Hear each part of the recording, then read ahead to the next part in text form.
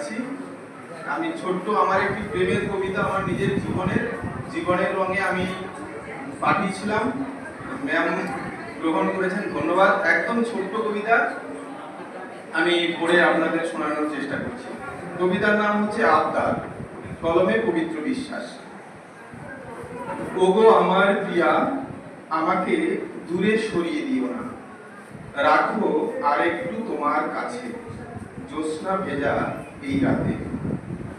সুবর্ণার বাহু পাশে ছিলে চিরকাল, তুমি যদি নাইবা থাকো পাশে, মধুময় এ চাঁদনি রাতে কে ধরিবে তপহাল।